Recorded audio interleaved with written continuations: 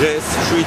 7 ივნის მე გახდით საპროტესტო აქციაზე, რომელიც მიმდინარეობდა საფრანგეთის საელჩოსთან და რომელიც ასე ვთქვათ ჩვენ პროტესტს უცხადებით სხვადასხვა ორგანიზაციის და არასამთავრობო ორგანიზაციების წარმომადგენლები და პირსისხლიანი სააკაშვილი ჩაბრძანებული არის საფრანგეთში. ამასთან დაკავშირებით ჩვენ პროტესტს გამოვთქვავდით, პროტესტს უცხადებდით საფრანგეთის პრეზიდენტს სარკოზის და ასევე მის ელჩს და ატაშეს ასე ვთქვათ ერიკ ფურნიეს. მოხდა სამწუხარო ინციდენტი ამასთან დაკავშირებით, თუ შეიძლება ამას საერთოდ ინციდენტი დაერქვას, თავად საფრანგეთის საელჩოს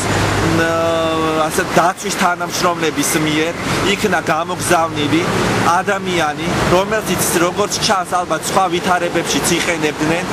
ადამიანი, რომელიც იყო შეიარაღებული, რომელმაც მოითხოვა კატეგორიულად, რომ შეწყვეტილიყო მშვიდობიანი ხაზსუსვა, მშვიდობიანი საპროტესტო აქცია საფრანგეთის საელჩოსთან და ესე იგი რო არ დაემორჩილა ამის შემდეგ მიტინგი, მან ამოიღო ცივი იარაღი, კერძოდ დანა, ძალიან კარგად დავაფიქსირე, როგორ გახსნა მან ასე ვთქვათ თითებს შორის, ესე რომ მრავალრიცხოვანი საზოგადოებისათვის უფრო შეუმჩნეველი გამხდარიყო, მან ასე ვთქვათ თავდასხმა განახორციელა. ამ დროს იქ მეგაფონით საუბრობდა გიორგი კერვალიშვილი, ადამიანის უფლებათა დაცვის ასოციაციის პრეზიდენტი, მის წინააღმდეგ მოითხოვა ასე ვთქვათ რომ მას შეეწყვიტა აქცია და დაშლილიყო მშვიდობიანი აქცია. მოხდა თავდასხმა ბატონ გიორგიზე, მან ძალიან ოპერატიულად და მოიქნია ეს დანა და ბეწვზე გადარჩა ბატონი გიორგი და ასევე სხვა დანარჩენი პირები, რომ რაღაცა ტრაგედია არ დატრიალებულიყო. ამის შემდეგ მან მიიტანა ფიზიკური იერიში გვალიმაგიდის სპიკერზე, ჰელსინკის კავშირის თავმჯდომარეზე, ქალბატონ მანანა არჩვაძე გამსახურდიაზე, რომელსაც რა თქმა უნდა იცავს როგორც პრეზიდენტის მეუღლეს საერთაშორისო იმუნიტეტი,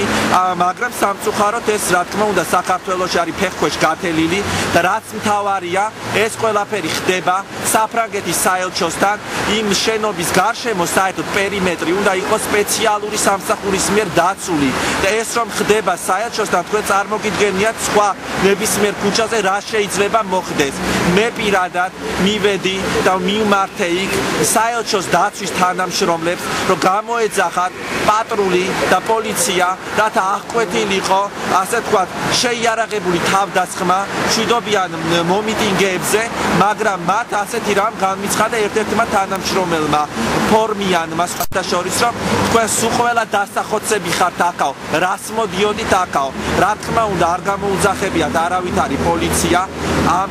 საქმესთან დაკავშირებით. სამაგიეროდ სულ ცოტა ხანში, როდესაც მკვეთრად იქნა მოთხოვნა წაყენებული ერიკ ფურნიეს მიმართ, რომ გამოსულიყო მისი წარმომადგენელი და გაეცა პასუხი თუ რა სტატუსით ასე ვთქვათ იღებს სააკაშვილს საფრანგეთის ხელისუფლება და დაიძაბა ასე ვთქვათ სიტუაცია, გამოძახებული იქნა 20-მდე ეკიპირებული პოლიციის თანამშრომელი და პატრული, რომელმაც მიიტანეს იერიში მშვიდობიან მიტინგზე, მიიტანეს იერიში ოპერატორ მანანა სიჭინავაზე, რომელიც იღებდა ფაქტიურად აქციის დაწყებიდან და ასე ვთქვათ დარბევის ჩათვლით ყველაფერს. მან დააფიქსირა ასევე ეს თავდამსხმელი, რომელმაც როგორ ამოიღო დანა და გაშალა ეს ყველაფერი, მაგრამ მასზე კი არა აღკვეთეს თავდამსხმელი, ოპერატორზე მიიტანა თავად საელჩოს